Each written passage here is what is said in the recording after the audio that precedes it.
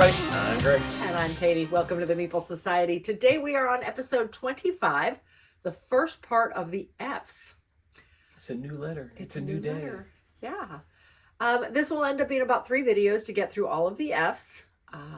But before we get started on that, we wanted to kind of go backwards a little bit and talk about why we're doing what we're doing and how these at least the one travel collection came to be, in case you're just joining us in the last couple episodes.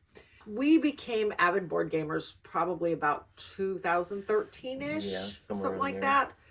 And at that point, shortly thereafter, we were heavily involved with the choir department at the high school. Both of our boys were in show choir, and I was the fundraising chairman. So one of the fundraising ideas we came up with was to do a game night with the community. We had a very large collection of hobby type games at that point, strategic hobby type games, and we knew that was not going to appeal to everybody, even if we really wanted it to. We knew it wasn't. So we started hitting Goodwills, and Goodwill became a habit. Let's put it that way. It became a habit to stop at Goodwills every time we passed one and start hunting. What we now call the travel collection grew to over 1,000 games very quickly, like in the span of a couple of years. So we're no longer actively with the high school's choir department, but we still love that world. And so we thought that it would be fun to continue what we were doing, but on a smaller scale. So rather than have these big elaborate fundraisers, we now instead take pieces of the collection to events held at the high schools or held by other places. We've done one for the Boy Scouts. We've done some for most of them have been choir events. We've done one for an elementary school.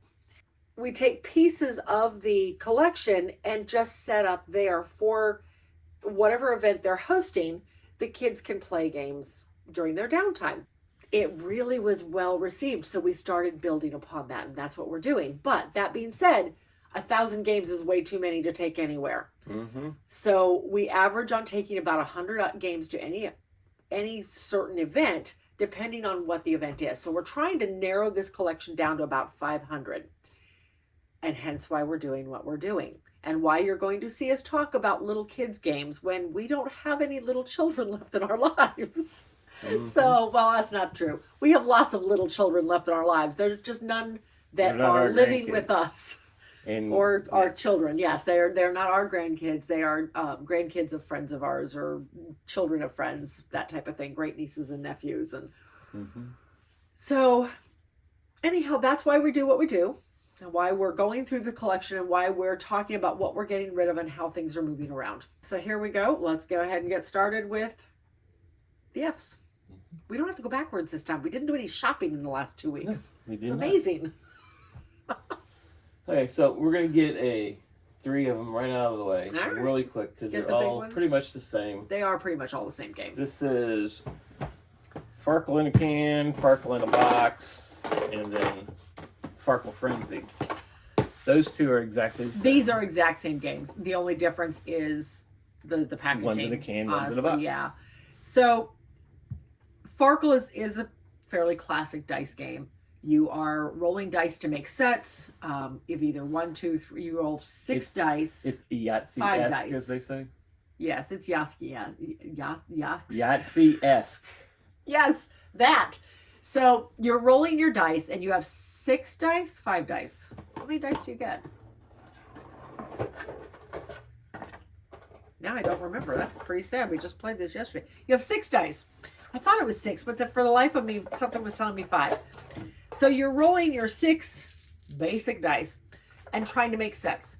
So you can make sets of 1, 2, 3, 4, 5, or 6.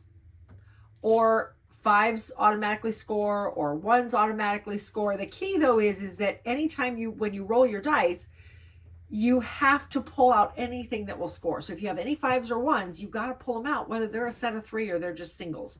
They're much more valuable in a set of 3. But you can, if you manage to roll a set of 4 all in one roll, that's 1,000 points. But so it's all about dice rolling and doing your points. First player to 1,000 points wins. Yep. Pretty basic, but it's a fun little dice game. And like I said, it's an alternative to Yahtzee. scores a little differently than Yahtzee. These two are exactly the same. This guy's a little bit different. Same concept, same scoring mechanisms.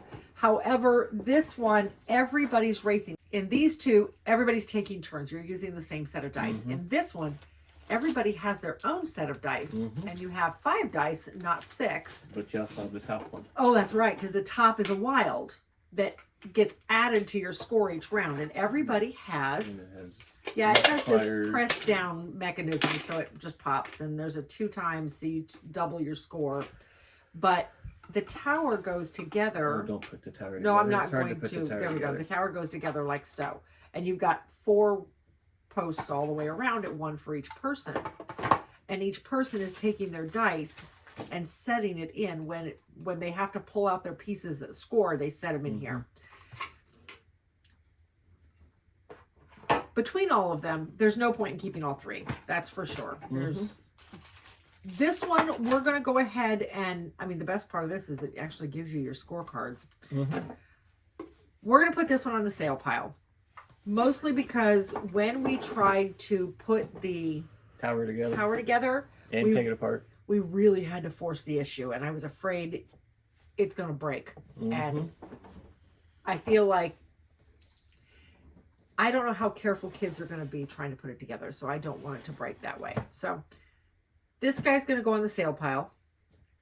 And like you said, the can's going to go on the sale pile because this will store easier. Yes, this is smaller, but this will store easier. This did not come with scorecards either, whereas this did. So, and I have a lot of other games this size, so it just stores nicely. So, Farkle in a box is going to stay, and these 2 are hitting the sale pile. All right, that is Farkle.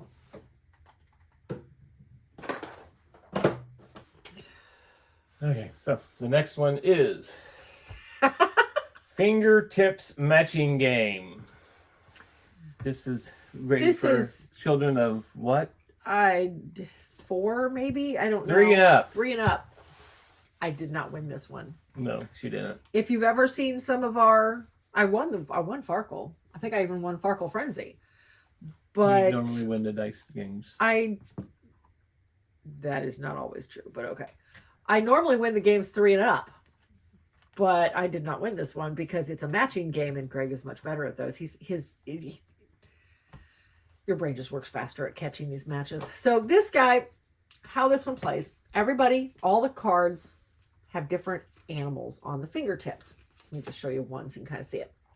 So it's glared. It's glared. There we go. There you go. So there's one of these down in the middle of the table and everybody else gets a stack of 7 that you keep face down. And you are trying to match your card. You're trying to match one of the animals from your card to the card in the middle of the table.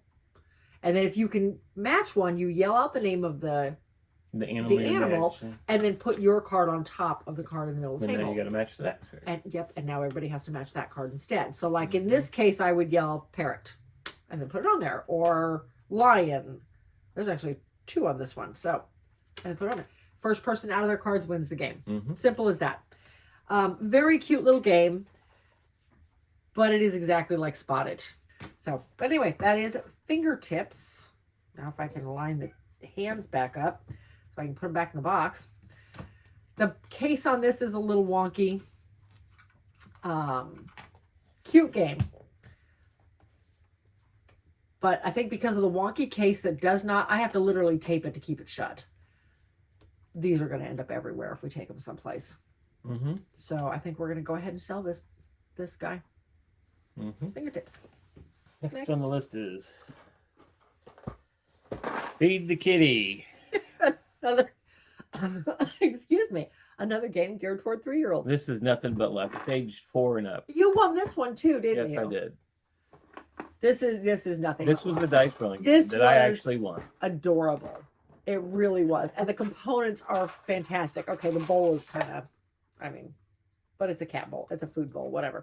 So what you're doing with this one is you're splitting up all the little mice onto amongst everybody who's playing. And then everybody rolls 2 dice. And there's different symbols on the dice that either say Well, sleeping kitty means nothing happens. Food bowl means you have to throw one of your mice into the food bowl. The little arrow means you have to pass one of your mice to the player on your left. Mm-hmm. And what's the last one? Mouse. Oh, the little mouse means you get to take a mouse out of the food bowl and put it into your hand.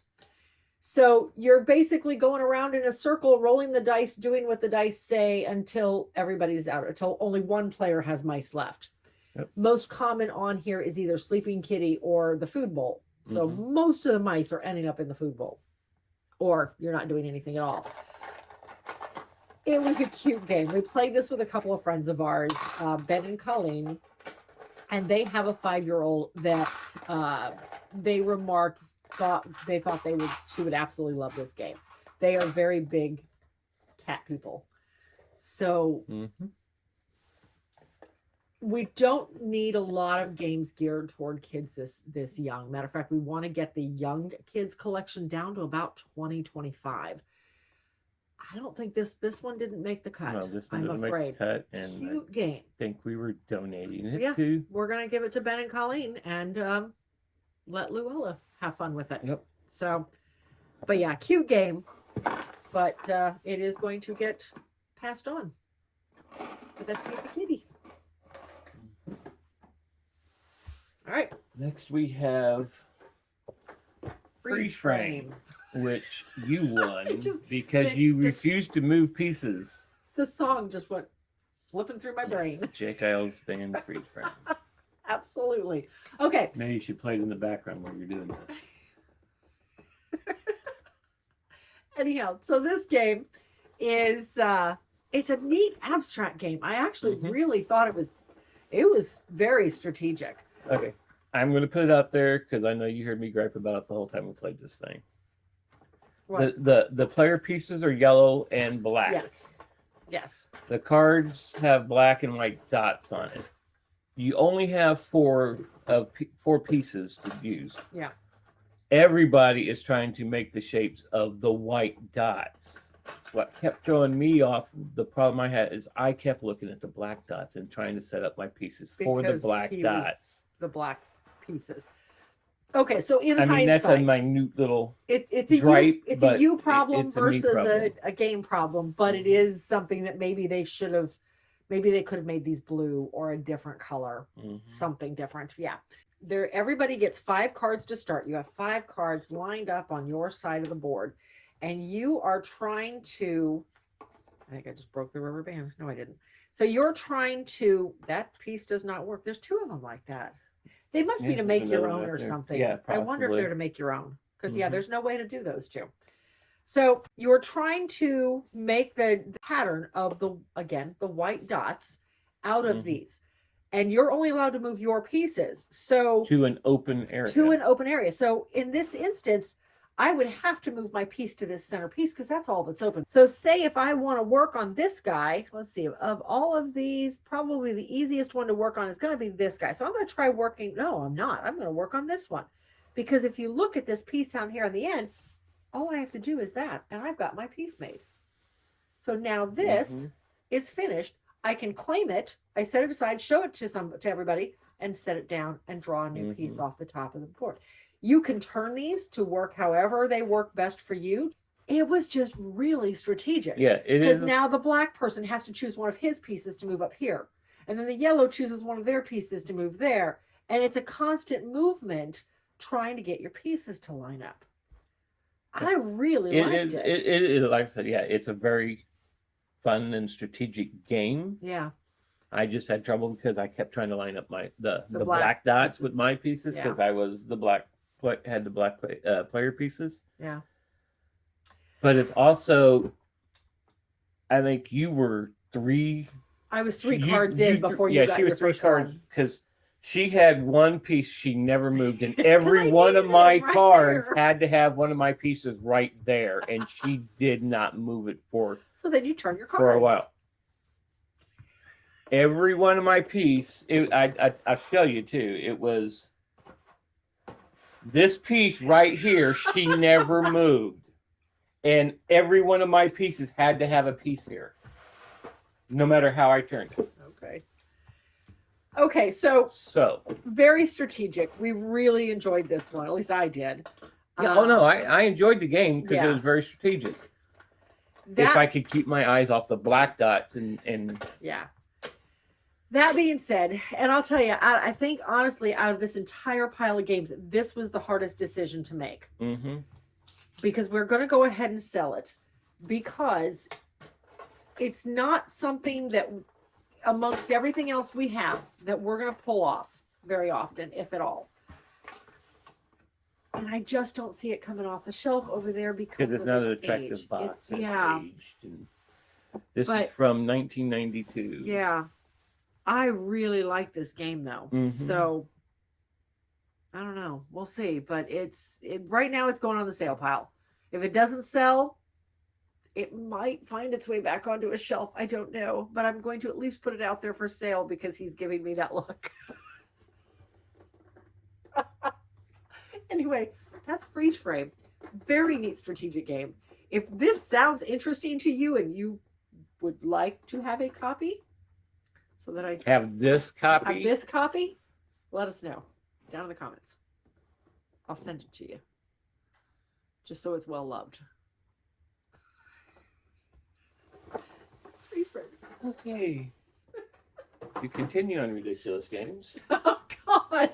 We played Feed Fuzzy. Oh my gosh, this one. This is a game for ages 3 and up. This Feed Fuzzy's opening up. Okay. We played this at 11 o'clock last night. And because it's a little kid's game, we knew it was going to take 10 minutes. And it did. It only took 10. And again, he won. Another dice rolling game and he won.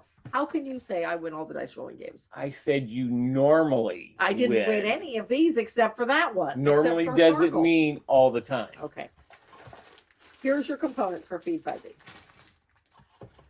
So the way Feed Fuzzy works is you've got this cute little chipmunk head. Little zipper on the bottom to take all the acorns back out. Everybody, you divide up all the acorns amongst everybody, and the pieces are fabulous. I cannot fault them for that. These pieces are nice wood, beautifully painted acorn pieces. These are gorgeous. So you're rolling dice. Everybody has stuff, has their acorns. You roll the dice, and one dice determines the color of the acorn. Let me do this so you can actually see the colors I'm holding. One determines the... Okay, I give up. One determines the color of the acorn that you're putting into the bag. The other determines how many. Now, here's the key, though. If I rolled, okay, so great, one blue acorn. I can take this blue acorn and stick it into Shove it in his mouth. And Or Fuzzy didn't like that one. He puked it up. Where'd he go? Ouch. Only so the dog doesn't get a hold of it. Mm-hmm. I can take the blue acorn and stick it into Fuzzy's mouth. But if I had rolled 3 blue and I only had 1 out here, I can't do anything. Mm-hmm. So you have to have the full amount. So you roll again, I get 2 blue. Well, I don't have any blue left, so I pass the dice. So you just keep passing the dice around as you go. There's a wild, so you can pick. There's a wild, so you can pick which color you're putting in there. And then 2 or 3 or 1 of whatever. So you go until somebody's out of acorns. Yep. My only complaint about this game is, and it states, it teaches color recognition, counting, and fine motor skills. And I completely agree with every bit of that. This is geared toward 3-year-olds. So this is a great game for that. My only complaint is trying to stick these into Fuzzy's mouth can be a little difficult. So those fine motor skills had better be well developed already. His mouth stretches to get it in there so that it goes back so it holds them in. Yeah, but yeah, it was. But the more you get in there, the harder it is harder to tuck. it gets. So you're going to have to start reaching in and tucking it over into his cheeks and everything. Yeah. So cute little game. However, I think it's a little young for what we want to do. So it doesn't quite. We don't. I think the youngest we've had at an event is like 4 or 5, and I think this might be even a little too young for that. Yeah. So this one's going to go on the sale pile. Again, if you want it, if you have a 3-year-old in your house, and that goes for any games we say that's selling. This is true. Because when we sell a game, it goes back into the channel. Yeah. Of paying for stuff, maybe more games to do and review, or It does. It actually, every bit of it goes back into the channel. So that is Feed Fuzzy, and he is going to hit the sale pile. We'll put all these acorns. I love these acorns. They're gorgeous. Feed Fuzzy. next we have. Now we're going to get away from a Children's 3+ game to a more that's of all an the adult kids' game. games, right? Okay. I No, think that's all the I kids' don't games. think. Yeah, so. that's Yeah, all the kids' okay, games. yeah, that is all the kids. Games. Okay. Family Business. Yeah, this is originally from 1989. Yeah. 1989, really? 1989 was the original Wow. first copy that came out. This is a 2014 copy. We picked And they this up have at a Mayfair, newer yeah. copy too now, I believe. Do they really? Because I think Oh. somebody else picked it up. Oh, wow. Well, I that's think. good. It's a Don't fun quote game. me. I just think. All right, so this is Family Business.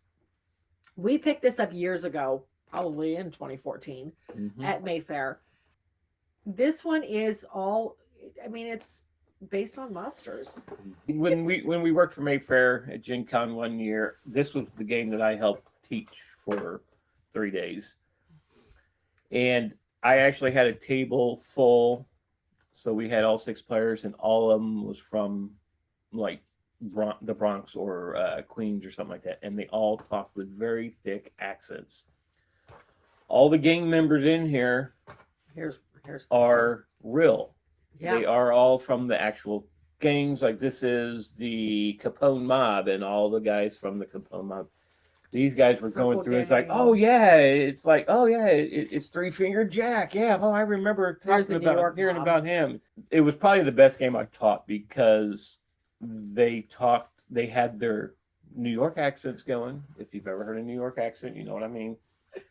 But they all talked like the 1920s mobsters. Yeah. When they were playing, it was, it was just scary. I hilarious. was right next to you. And they were pulling no punches. I That's mean, the it's best way like to going, play okay, this game." Freddie, I'm going to axe you right now. You're was- a gunner. And Okay. it was great. So how this game plays, everybody has one deck. You have 9 mob cards. And again, all these people are real. They all existed back in the 20s. I'm assuming in the 20s. So everybody has their gang, their mob laid out in front of them. They all do the same thing. They're nothing but pictures and names. So they don't have any special powers or anything. Mhm. Everybody has a deck of 4 cards to choose from, or a hand of 4 cards to choose from, and then you're just pulling from the deck. There are different types of cards in here. So you've got your contract cards, and you've got your defense cards, and then there's Your family influence, your family mob influence, influence. right? So on your turn, you're playing out a contract. You're playing out a card. You're playing out a card. You can do a contract or a priority contract. And when you're doing this, you're laying it into the center of the table, saying what you're doing and grabbing somebody else's gang member and putting them on the hit list. And then the hit list just kind of goes down the table Until you down have the a center of certain the table. amount out, Once a certain amount are out on the table, I want to say it's like 6. the assassinations start. the hits start. And then every turn, whoever's at the front of the line is out of the game. Mhm. There are cards in here that you can block contracts. And maybe instead of you getting hit, the person who just put out the contract now loses a person. Mhm. Or And there are ways contracts to, that will counter Yes. mob influence or there's- family influence. Yep, that there you are can't ones that use say, them. nope, you can't use that. There are There's ones cards that in you- here that will literally just take out the whole hit list all at Yes. once, gone, done. There are cards that say, okay, I can remove, like take it on the land. You get to remove one person from the hit list, so you can pull your guy back. He's now in hiding. There's cards It that is actually just- don't. It's not a contract. You don't take out put somebody on the list. You actually take somebody out from Yep. in front of another player. Yeah, it is just a fun game. This is definitely one of those you have to go into it with the right frame of mind Yes. because you are going to lose people. This is a very take that It game. is a very take that game, but it is all so much fun. Mm-hmm. I don't like take that games, but this is one of those games I can sit down and just laugh about because when you're going through, everybody's losing people, Mm-hmm. and it's more or less, okay, great, you just took my person. Well, guess what? Here's a contract. I'm taking one of your people. And it's just back and forth through the whole game. You're constantly, it's an ebb and flow of pulling people off the hit list, putting people back on the hit list, moving people on the hit list. It's just a lot of fun. We pulled this out last weekend or weekend before last when Connor and Ben were over here playing Eclipse with us. And I had never met anybody else who had this. And Connor said the same thing. He and his wife was one of their favorite games. He'd never met anybody else who had it. So it was a blast. Fun game. If you ever get a chance to try it out, try it out. But yeah, this one will definitely stay in our collection. It doesn't come off the shelf often. It says 2 to 6, but it really is better with it's better with a full complement of people. Try it out. It's a good one. But that's family business. Next, we have free parking with a lid upside down. I said, you might as well leave it off. Free parking. Okay. So free parking is a Monopoly-esque game. It is definitely in the, as you can probably tell, it is in the Monopoly world. This reminds me a lot of the old Millie Born game, which is actually back out, and I see it all the time. So everybody starts the game with one of these, and it starts out, if I remember correctly, at 40. I don't remember, but anyway, the idea is that you are playing out cards to feed the meter. So everybody has a hand of cards, and you're playing out cards one at a time to feed the meter for 30 minutes, and then you're just moving your meter up to 30 minutes.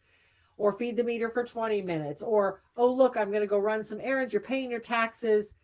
Takes 10 minutes off your meter, but you get 10 points. And the goal is to get to, I think, 200 points laid down. But to get to 200 points, you got to feed your meter for enough. And there are ones in here that can, you run out somebody else's. Points, you got to take points. Yeah. Time off your meter.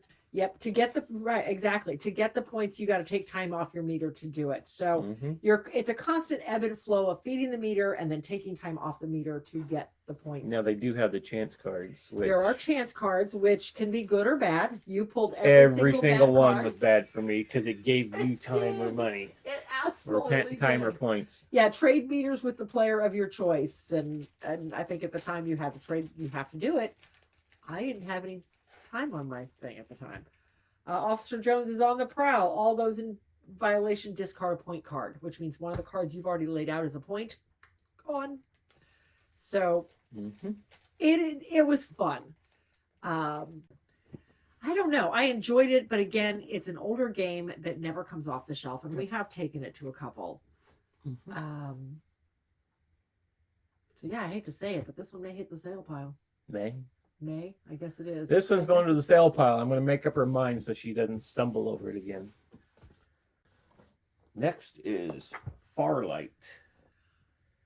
We picked this one up at the garage sale at our local store not too long ago. It was still in shrink. It's actually really interesting.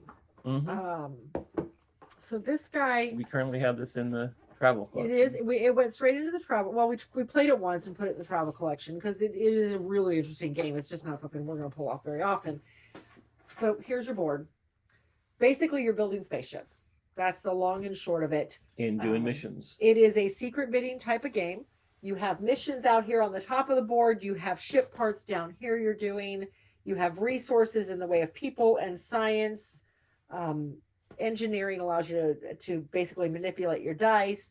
So you're blind bidding on different people, whether it's the missions or the cards. To do the missions, you have to have so many points on your engines, which is all the dice. The dice indicate your engine points. You're gonna have science, which you can get there. Yep, you get science. So you have ship pieces that could give you science or people. Yep.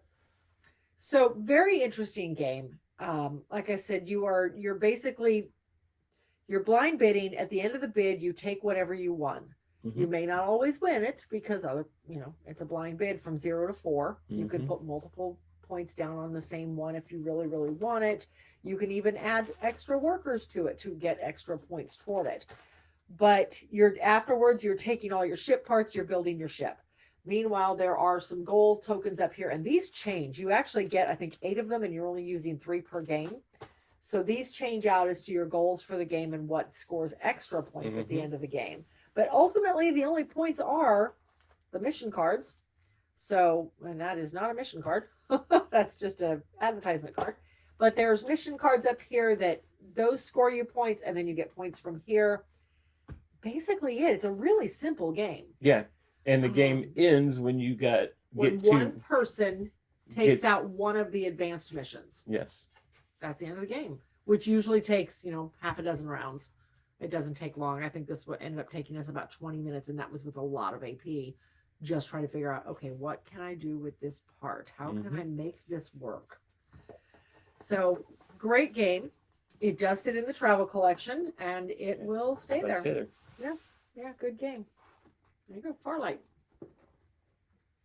Next, we have Family Feud, Disney Edition and Marvel Edition. Okay, so we played this. It says 2+ players. This is not a 2-player game. This is not. You really need, I think, 5. Because it even says in the directions that one player will now become the host of the game to read all the questions, and then you split up into teams. Well, you can't do that at a 2-player game. Nope, you cannot. And so you need at least 3 players. You say you need at least 3. I would honestly not recommend this for less than 5 because it's easier to bounce ideas off of each other. Well, in Family Feud, you're not supposed to be bouncing ideas. At the very end, you can. If you're in the other team that's not answering questions. And that's just it. In 2 players, you don't even get that option. No. Because when you have your 3 strikes, you're supposed to go back to the other team to see if they can steal everything, and you can't do that in 2 players. So we read through some of the questions at 2-player just to see what they were like and if they were worth holding on to. And I definitely would like to try this at a higher player count someday, for sure. So we're keeping this one. I mean, if you've ever seen Family Feud, some of the questions are you know how they play. Yeah, you know how the game would play. So I'm not going to go that far. But this guy, we all love Disney. Some of these questions were so random. Yes. I mean, and almost every question had Mickey, Donald, most of them, Daisy, everyone we pulled out Goofy. did. Like, let's see here. Okay, let me see. Where was it? There was one that was just like, really? The one about the mountain? Well, yeah, that one too. Who would you think would climb Mount Everest or something like that? And the top number 1 answer was Mickey Mouse. Really? Like, okay, name the Disney or Disney Pixar character most likely to enjoy the same music as you. You want to know what the answers are? Number 1 was Mickey Mouse. 2 was Goofy, Pluto, Woody, Snow White, and Donald Duck. They are so random. And most of these, everyone we pulled out, it was the same 5 or 6 people. Mickey, Minnie, Pluto, Goofy, Donald, Daisy. Those were the main 6 on every single card.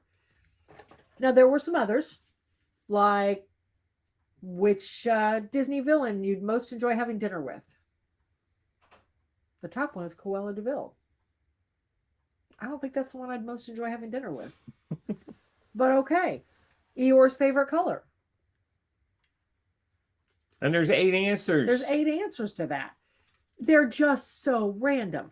So we decided we only wanted to keep 1. So we did Disney's not the one. We did 4 questions from each. This box is going. This one we're actually going to hold on to because the answers at least made some sense. Let's see. Name an adjective that best describes Black Widow. We didn't get this question. No. I would have gotten those right. Sexy, stealthy, black, scary, and brave. That makes sense. Yeah, I mean, all of those make sense. They're legitimate answers. So, which Avenger would most likely to run a successful food truck? Okay, Iron Man. That was kind of a. But again, you've narrowed down your answer. I could see Hawkeye running a food truck. Oh, absolutely. But Thor and the Hulk. Star-Lord? I could see Black Widow and Star-Lord. Okay. But Thor and Hulk, Captain America. Iron Man would just hire somebody. Yeah, he would. But anyway, we're going to hold on to this one. I would like to see this played at 5+ players. This would make a great. This one might even be played at the Extra Yes. Life 24 marathon. I think 24-hour that would be marathon that's coming up fun. on Labor Day week. No, Memorial Memorial Day Day weekend. That would be fun. So yes, we are going to add this guy to the list of games to play on the marathon. Error 6. Move Roomba to new location.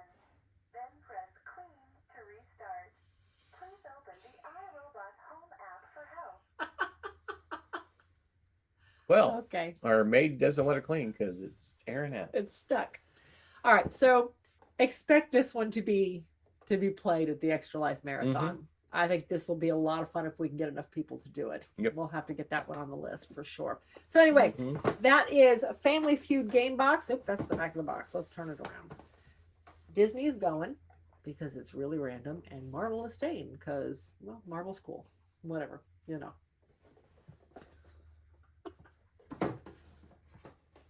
All right, next. Next, we have a game called 4 in a Square This was actually a lot of fun. from 2011. This one has sat in the travel collection since we got it. I picked it up at Goodwill. It was missing one piece, so it's been kind of sitting on a shelf in hopes of finding another game so I can scavenge it. No such luck. So this guy, do you remember the old games back when you were a kid where you just had all the little sliding pieces? Well, that's what this reminds me of. But you have these little pieces that look like candy. Each round you're putting one piece in the board. And it starts with the middle. Yes, it starts with the middle open.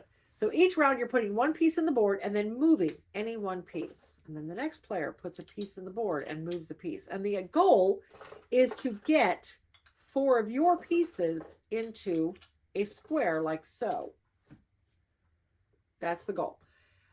Meanwhile, the other player is moving your pieces around to stop you from doing that. So I really enjoyed this. Yeah, it was fun. Very strategic. The pieces are great.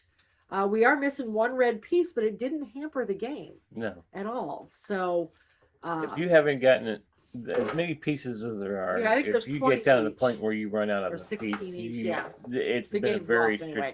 it's been a So- very strategic game. we're going to hold on to this one. I'm actually going to put it on the shelf because I could see us pulling this out at an event just to play it, to kill some time, if nothing else. Very, very strategic little game for 2 players, but that is 4 in a Square. It is going to stay in the travel collection. Yep. All right. Next we have Factor Crap. Very dusty Factor Crap.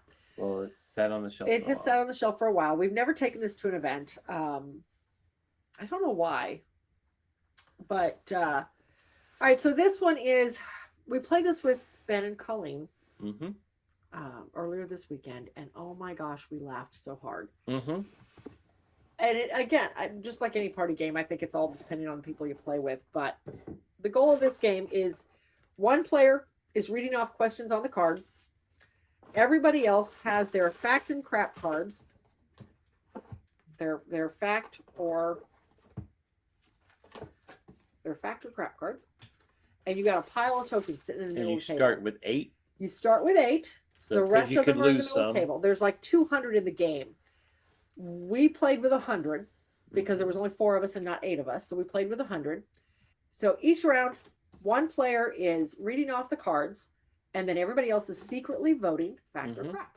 The first person to get their card out is betting 2 chips, whether they win them or lose them, if they're correct or not. The other players are betting 1. So like this one here, Grant Wood painted American Gothic with Crayola crayons. What do you think? Well, hi, Groot. We're being visited. Yes. NBA player, that was a crap, by the way. NBA player Muggsy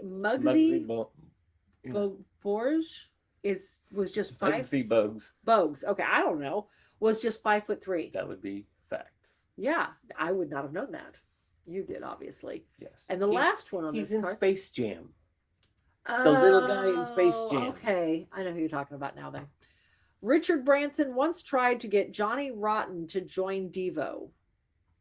I don't know who either of those people are. She's Sorry, now- apparently I live under I a believe rock. that is fact. Yes, that is fact. So you're going through all these cards, and not all of them are based on certain people.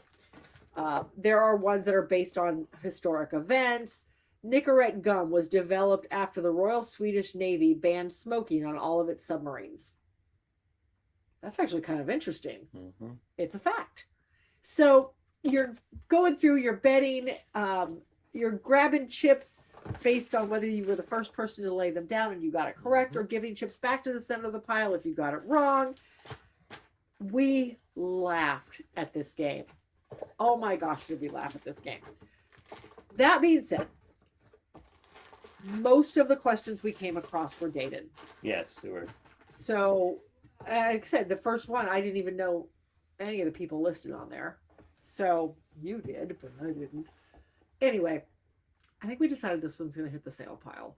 It's dated, and we have a lot of other party games. Hmm. So, in the interest of getting this down by half, this one's hitting the sale pile. But that's fact or crap. So the next game we have is Fantastic Factories. Yes. This is a fairly new game. Yeah, we just got this not that For long us, ago. it's brand new. Yeah. It's all about building up your engine to produce goods that win the game. So to play this one, each round starts with all these gorgeous dice. I mean, look at them. Can't go wrong with a game with multicolored dice, right? During the game, you have a row of contractors set out that give you special abilities, one-time special abilities with different icons. Yep. And then you have factories set out, and all of these factories have a specific, blueprints. Thank you. You have blueprints set out, and these are actually what goes into your hand and potentially get built. But each one of them is identified by a specific icon, which are these icons that are set out to coincide with your contractors as well. So in order to pick up a contractor, you're going to have these 4 icons and 4 contractors laid out. You're going to have to discard one blueprint out of your hand that matches the icon next to the contractor, which is so up in the corner. Yep. So if I want to get the contractor sitting next to this icon, I have to get rid of a blueprint that has that icon on it. Mm-hmm. Simple as that. Or I can pick up a blueprint for free. It just pick it up and it goes in my hand. Done. Now the blueprints require certain things to build them. Like this guy requires another building of the same type. So if I want to build this manufactory, I may have to get rid of this laboratory to do it. So it means I can't build the laboratory. I'm discarding it. But I also have to discard 2 steel and 3 energy. I apologize if you're hearing all the click-clacketing on the floor, because that is the dogs we are babysitting today, and they are suddenly very needy. So that would be Rocket and Groot. Yep, Rocket and Groot are down here. So anyway, once you've built this into your tableau, into your factory, then you can start every round or you use the special powers on the bottom. Some of these will just give you certain things every round. It'll allow you to spend some energy to make production resources. Of course, those are how you win the game. So after you've picked up your factories and all that, then you roll your dice. This is where the dice come in. And you're placing your dice either into your headquarters. Thank you. I could not remember the name of that. Mm-hmm. Or onto one of your blueprint cards, because a lot of the cards will have dice spots on them as well, and to thus activate those. So you are putting your dice down based on what you're trying to do. Like up here, you can put any dice number down to gain a card. Or you can put any dice down that's valued 1, 2, or 3 to gain that many energy. So if you put a 3 here, you're gaining 3 energy. Or you can put any dice down here, numbered 4, 5, or 6, to gain 1 steel. So this is how you get your resources to build your factories, to build your blueprints. So very interesting game. We are going to hold on to him. He will stay in our collection. And yeah, that is Fantastic Factories. Yep. Next, we have an old classic, Flashpoint. Fire Rescue. Okay, Flashpoint, although I do not have a board here, so I'll just show you a picture of the board. But Flashpoint is a cooperative game because we have 2 boxes. This box holds all the pieces of all of the expansions we have. So all of the little figurines and all the fire tokens and holds everything into a very nice folded space insert. But it does not leave room for the boards. If you only have the base game, the boards just sit on top and the box sits open. But we have the expansion, so all of our boards are in the expansion box. Yeah, we have the Extreme Danger box. Which I do not have here. So, this plays 2 to 6 players. We have gotten to play it up to 4. And we actually won at 4. We have the expansion that includes the dog, and the dog's abilities are... They don't have a lot of abilities, but they have a lot of movement, so they can get to victims quickly and get them out. And that's all that Colleen played the dog, and that's all she focused on, and by God, we won the game. The goal is to get people out. So with this game, you are essentially, like any cooperative game, you have your turn, you do your actions based on your player character and what your abilities are. Every character has an asymmetric ability. For instance, Ben's character was able to extinguish fire at a greater speed than the rest of us. He was more apt at that. My character was able to give away actions. I was the captain. Mine was able to identify the POIs. Yes. Because I had the imager. Yep, he had the imager, so he could immediately look at wherever the POIs were, the people of interest, and tell us if they were duds or if they were animals or people, so we know who to go after where there was nobody. So you're going through, you are doing your abilities and hoping to avoid the fires. That's the big one. After your turn, you roll a couple dice, you see where the flare-up is in the house or the office building, whichever board you're playing on. If there's a flare-up right next to you, it could cause a problem. If a fire token lands where there is already a fire token, it causes an explosion and it all goes out in all 4 directions. If you're in the path, you end up in the ambulance. Off the board. And if you're carrying a POI, then that POI is toast. toast. Yeah, that poor victim is gone. But there are dog victims and there are kitty victims. We rescued both of those. Yep.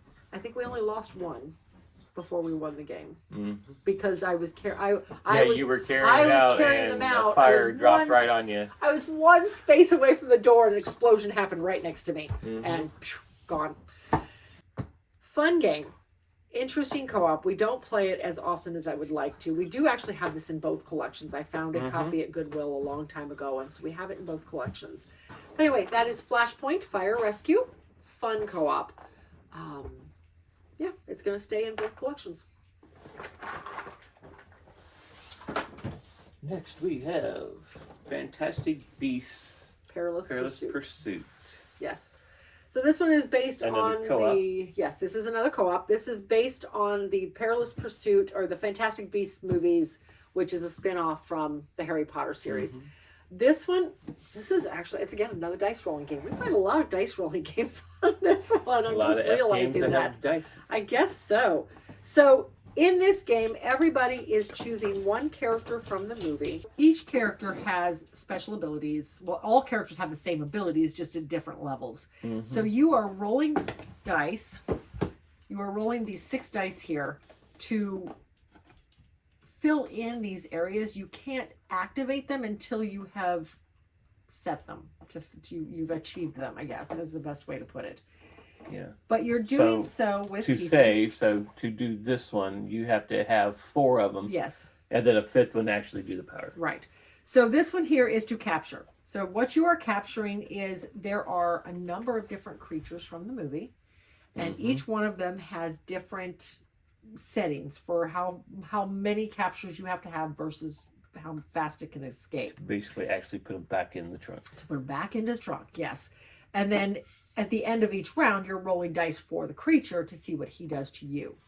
So you're rolling these dice out. So like this one here is capture. If I were to get 3 of this symbol on the dice, which if I can get, there's one right there. If I can get 3 of this symbol on the dice, then I can set this piece. And it's set there unless something happens in the game that makes me take it out. And then one more, I can set this top piece. And again, it's set there until the end of the round, till the end of that creature's round. And then one more, I can actually do a capture. and move the token up one toward the suitcase on here. And this works with all of these are the same way. You've got shield icons where after you get so many, like this one's really easy to get shields. He's a little harder. He doesn't do the protection quite as well. But you can get shields to help protect you against the damage. Everybody has 10 health points. If anybody gets to 0, game's over, you've lost. So there's that. There's distract, which means you roll 1 less dice. Like this guy, you have to roll 4 dice on at the end of every round. After each player's turn, you roll 4 dice to see what he does. Distract allows you to roll 1 less dice. Then there's insight. Insight gives you cards that give you extra bonuses here and there throughout the game, one-time bonuses. And then there's a capture 3. Well, she doesn't do the capture 3 very well. He's a little bit better at it. So yeah, these guys are both a little bit better at it than the girls are. And that allows you to apply 3 captures toward the suitcase on the creatures. So very fun game. It's a neat cooperative game. We really enjoy this one. Yeah, you win, and there's all sorts of creatures here. And you have 6 in a game, 1 easy, 2 medium. I think so, yes. And 3 hard. And the hards are some doozies, let me tell you. But anyway, all very interesting. Very, I don't know how thematic it is, but, you know, is what it is. The theme's there. The theme is definitely there, yeah. But yeah, we really enjoy this one. We discovered this one at Gen Con when it first came out. We actually had tickets to go to the event to play it, but we got sidetracked on something and we gave Jackie and Justin our tickets to go play it. So, but anyway, that is Fantastic Beasts, Perilous Pursuit. It sits in our collection. If I can ever find a copy for the other collection, I will definitely pick it up. But that is, it's going to stay. Good game. Next one we have is Funglish. in the travel collection, Funglish. Another dusty one. This was interesting. I actually thought this was pretty neat. There was a scoring mechanism when we played this. We basically tried it out with Ben and Colleen. We didn't play a full game. We just got the idea. Score. Right, we didn't keep score on it, but there is a scoring mechanism on it that is a little confusing. Oh yeah, because the pieces are just thrown in here.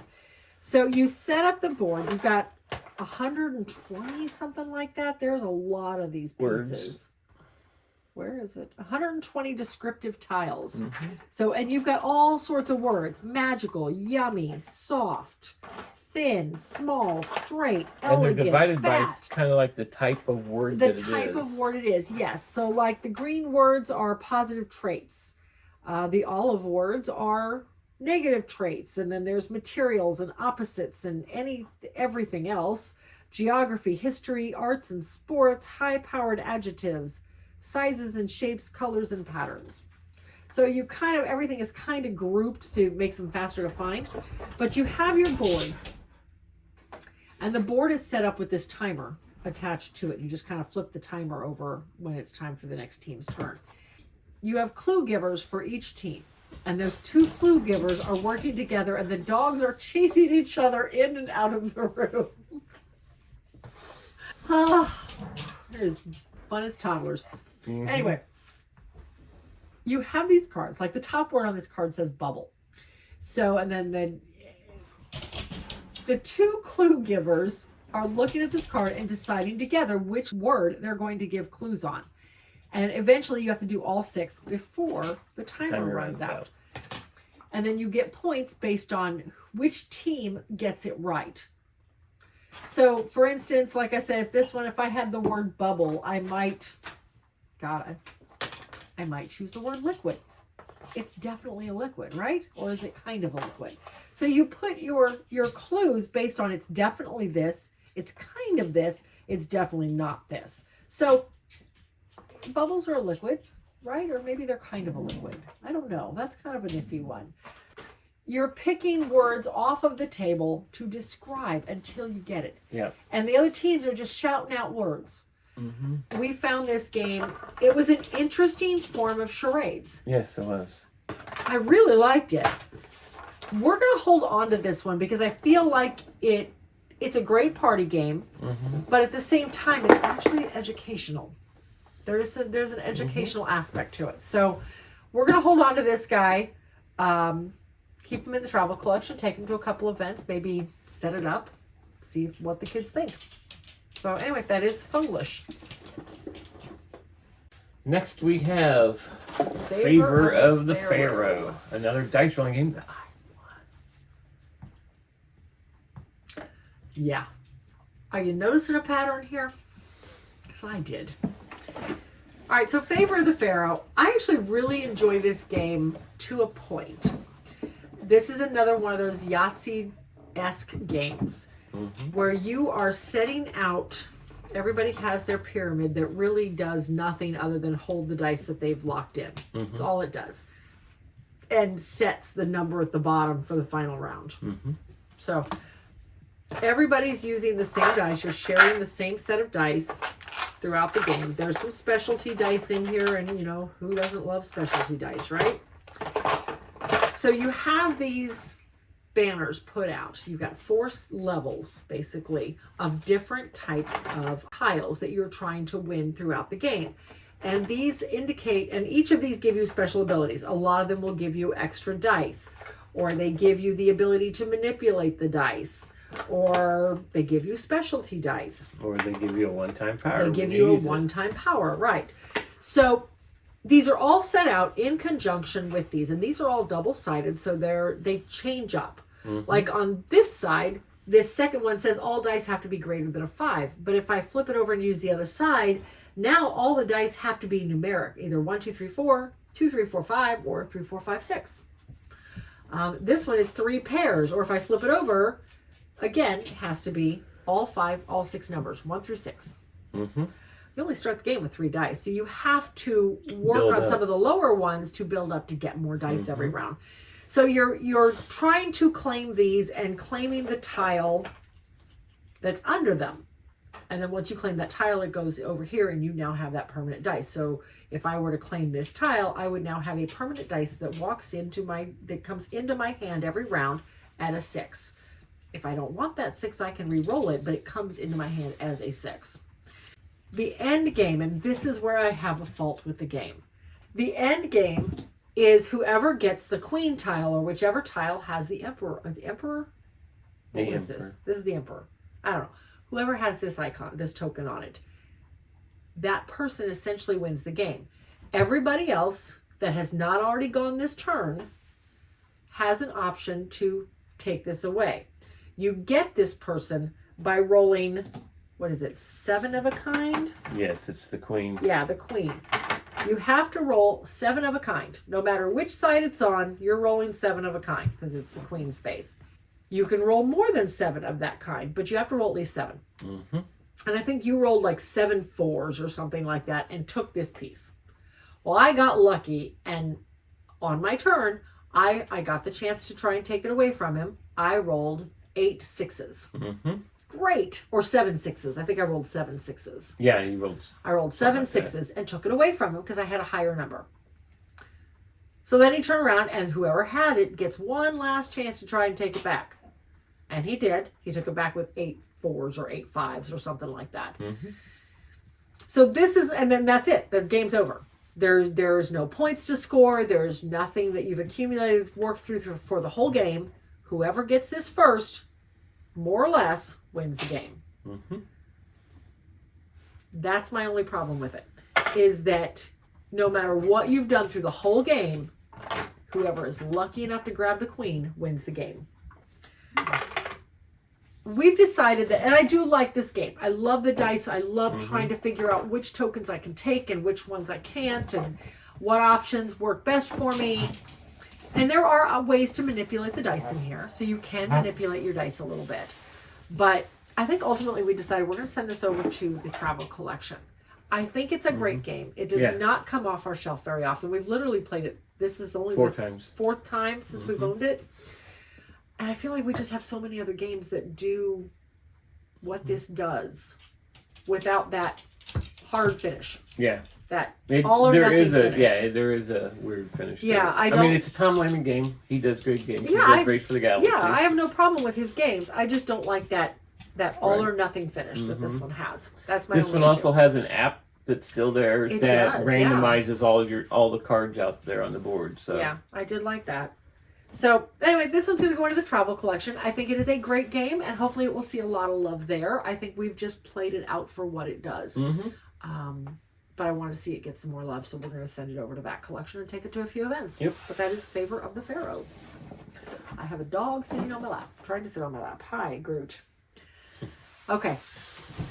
So our final game of the D's is Formula Of D. the D's.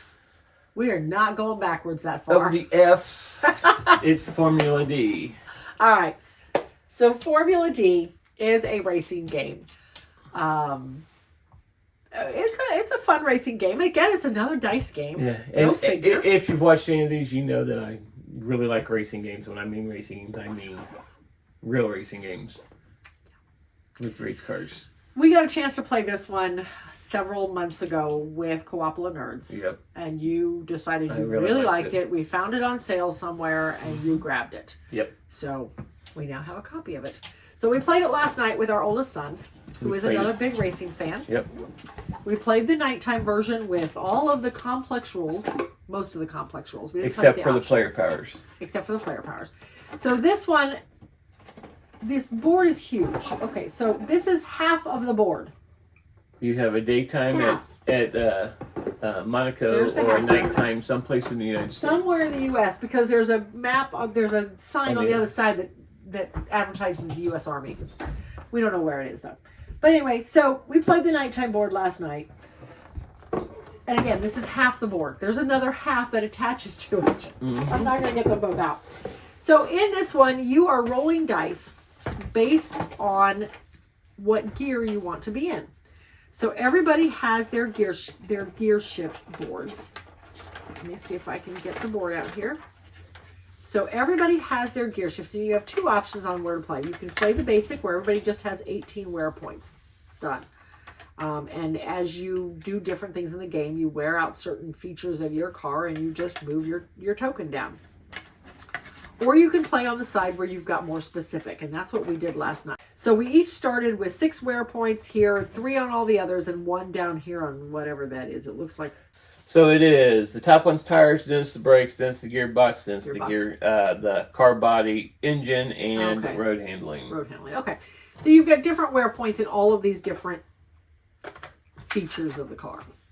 And as the game progresses, you're doing different things that will wear out certain things. Like, well, I'll get to that. So you've got these neat little gear shifts. Go into your box and you're shifting. You can shift up 1 gear at a time.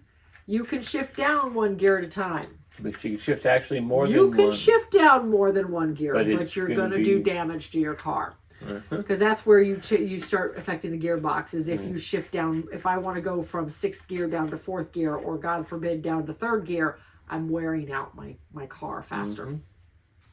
Pretty much. And it tells How you it works. everything in the book on how much, So, how many and gears how all down, that how works, much yeah. is going to take So- where, and what it is. Each gear is a die, and you have. Oh, you don't even have that one.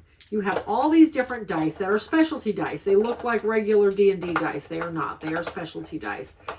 That each gear, if I can get the silly little 4-sider out, each gear uses a different die. So first gear uses the yellow 4-sider, which is actually only a 1 or 2. Second gear uses the normal 6-sider, which goes from 2 to 4. Third gear uses 3 to 8. Yep, 4 to 8. 4 to 8. An 8-sider. And then the 7 to 12-sider 12. goes from 7 to 12. The 20-sider goes from 11 to 20. And then And the 30 side. if you were lucky enough to make it into 6th gear, which I think each of us did once I last never game. made You it made it to to 6th 6th gear? I never so- made it. Justin and I did, and it about took us both both out. Then you go 21 to 30. It tells you all this right here on the gear shift. But so you're going up and down in the gear shifts, trying to get speed in on the straightaways, but yet have to slow down fast enough to stop in the corners, because you have to spend so much time in the corners, so many turns in each corner, anywhere from 1 to 3. And if you blow through a corner, you're wearing out your tires. Simple logic, right? Mhm. So Well, it was a if fun you game. you can blow through a 1, Yeah, a with 1, but you'll just 1 take a with the tire 1, wear and you're taking tire wear. But if you blow through a 2 and not stop at all. Yeah. at all, then you're removed from the game. Yeah, and if you you've blow through literally a crashed, 3 yeah. and didn't stop at least twice, or at least once. Twice. 'Cause if Twice, you- yes, at least if twice you you miss were 2 removed from the stops, you're game as removed well. from the game. Yeah. So here's my only fault with this game, and I guess it's not really a fault. They couldn't have They made fit, these much yeah, bigger. they fit in the board They spaces. could not make them much bigger, but look at the size of these cars, guys. These cars are about, I mean, they are teeny. Okay, let me get one that you can actually see on my hand. Let's get a blue one. Look at how teeny those things are. So, not even the size of my fingertip. They're tiny little things, but it is a fun game. We did enjoy it immensely. Yes, I enjoyed it a lot. Yes. So, this one sits in our collection. It will stay there. Of course it will. It's a racing game. Yeah, it's a racing game. But yeah, that's Formula D. That's it for this one. Yep. That's it for the first 1/3 of the Fs. Yep. So, we are actually going to be heading out to Dice Tower West here in 2 weeks. Yes, in as 12 of days. this recording. Yes. So I don't know if we'll get another recording in before we leave or not. Yep. This may very well be the last one for probably a month. We won't record, at least not these videos, while we're gone. Depends on how much we get played the next week and a half, but trying to get ready for vacation, we may or may not get a lot done. So, if you were out at Dice Tower West and you see us, hey, stop by, say hi, maybe sit down and play a game if we're sitting in the game room. So, yes. So Hey, we'd love to hear play from an you. F game with us that we own, and Get your name actually you'll on be the talked video. about. So anyway, but yeah, no, we're looking forward to it. It's going to be a fun vacation. We're going to road trip driving, out there. we're road tripping all the way out, stopping seeing your mom in Phoenix first. Yep. But So anyway, that is it for today. Until then, we'll see you at the next one.